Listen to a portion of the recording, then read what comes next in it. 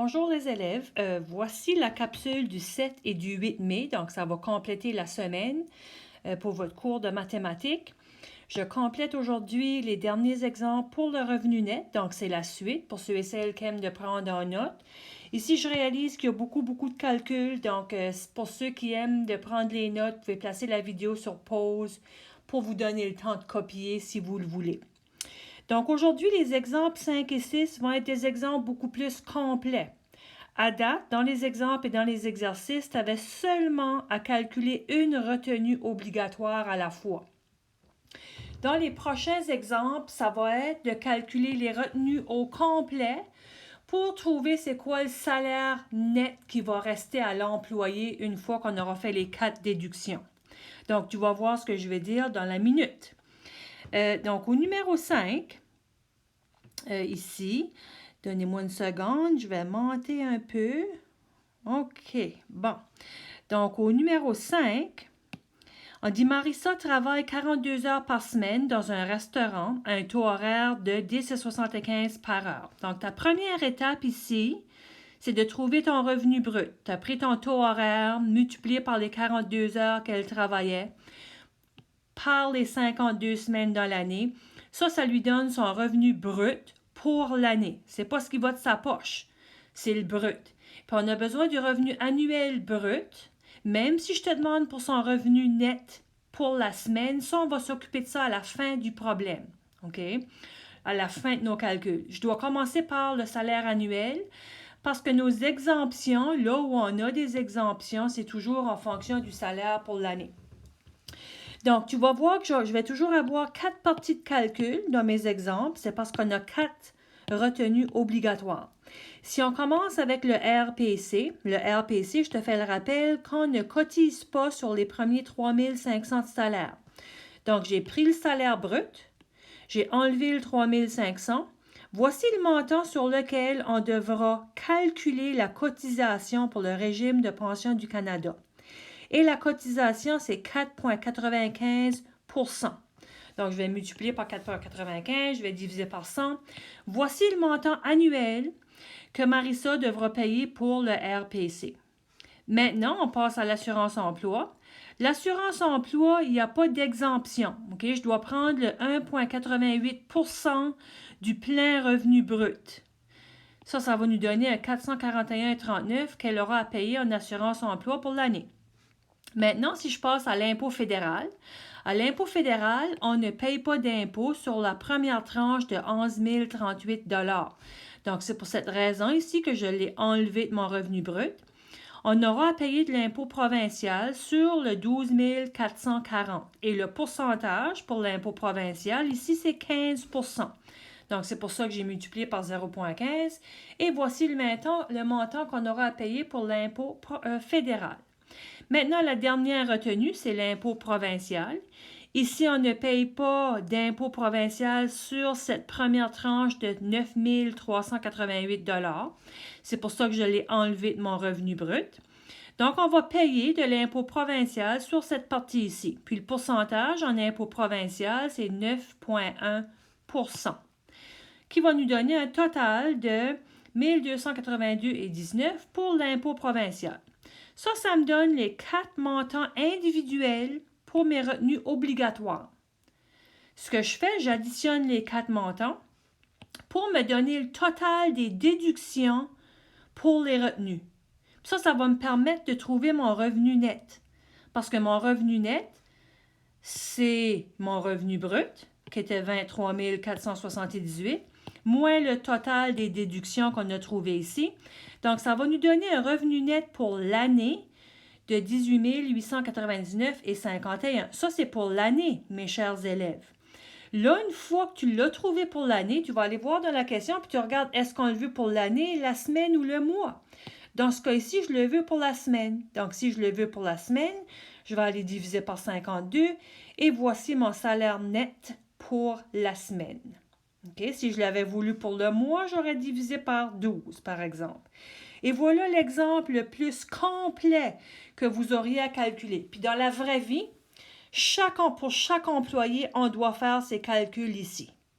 OK? Maintenant, un dernier exemple pour les revenus nets, c'est l'exemple 6. Encore une fois, à partir de notre tableau. On dit Caroline travaille pour une entreprise de télémarketing. Elle gagne 380 par semaine. Donc, moi, la première chose que j'aime faire, c'est de prendre mon salaire par semaine ou par mois ou par heure et le changer en année. Donc, j'ai pris le 380 par semaine. Je l'ai multiplié par 52 semaines. Ça me donne son salaire annuel brut pour l'année. Ça, c'est pas de sa poche.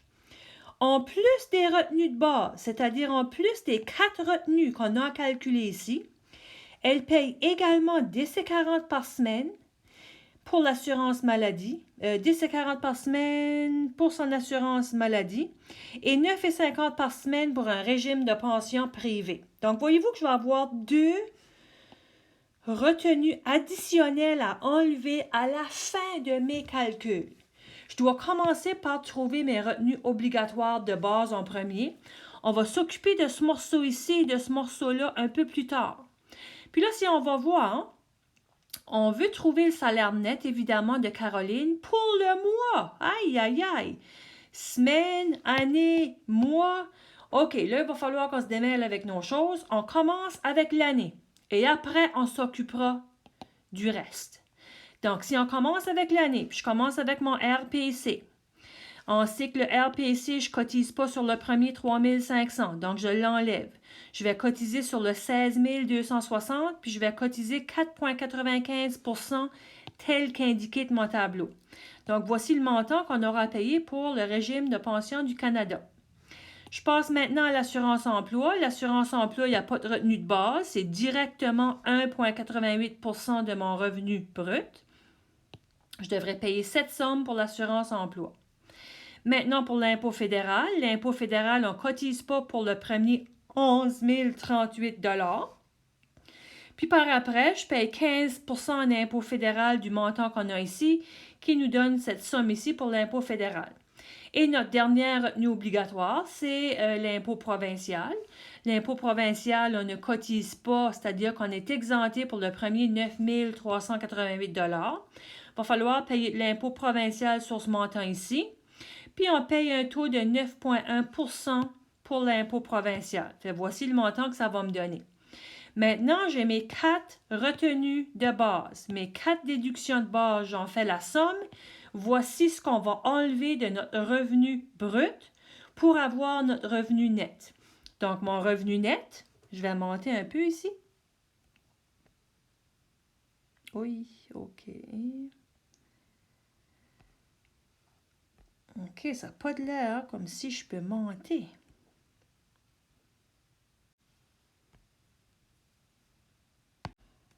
OK, je suis de retour. J'ai eu des petites difficultés techniques. Là. Il y a des choses qui ont bougé, mais je pense qu'on va être capable de se comprendre quand même. Donc, on était rendu qu'on avait calculé nos déductions au total, nos 4 déductions obligatoires. Pour mon revenu net, je prends mon salaire brut, OK, qui est rendu là-bas en haut ici, là. Mon salaire brut moins mes déductions. Ça me donne donc un revenu net de 16 331,49 pour l'année. Maintenant, moi, je dois me rendre à la semaine. La raison, c'est parce qu'elle devait payer ce montant-là pour une semaine et également celui-ci pour la semaine. Ça fait que j'ai divisé par 52 pour me donner mon salaire net pour la semaine. J'enlève mes déductions obligatoires qui me donnent donc un salaire net de 294,17 pour la semaine. Maintenant, je te rappelle que moi, je veux le salaire net pour le mois. Donc ça va vouloir dire qu'il va falloir que je prenne mon 294,17 pour la semaine, puis le changer en mois. Et pour faire ça, je dois multiplier par 52. Je ne peux pas passer de la semaine à l'année, de la semaine au mois d'un coup. Je dois changer de la semaine à l'année, puis ensuite diviser par 12 pour le ramener au mois. Donc, si je calcule ça, je vais avoir 294,17 fois 52 divisé par 12. Ça va donc me donner un salaire net de 1274,74 pour le mois. Et voilà. Bon, je suis désolée pour ça. J'ai eu des petites difficultés techniques pour cette diapo. On va souhaiter que vous compreniez quand même. Ça, mes chers élèves, ça complète les explications pour le revenu net. Il reste encore plusieurs exercices à compléter sur la feuille d'exercice. Donc, ce que je te demande d'essayer, pour aujourd'hui et demain les numéros 4 et 5. Ce sont des exemples, des exercices beaucoup plus complets où est-ce que tu auras à calculer les quatre retenues obligatoires. Donc, ça, c'est pour aujourd'hui et demain. Lundi, tu pourras continuer avec cette feuille. Donc, lundi, il n'y aura pas de nouvelle capsule. Tu vas continuer avec cette feuille. Puis également, je te fais le rappel que tu as le corrigé détaillé là, sur le wiki. Donc, sur ça, je te souhaite vraiment une belle fin de semaine parce que je ne te parlerai pas avant le début de la semaine prochaine. Merci encore une fois pour ta patience et merci de m'écouter. Salut, bye bye.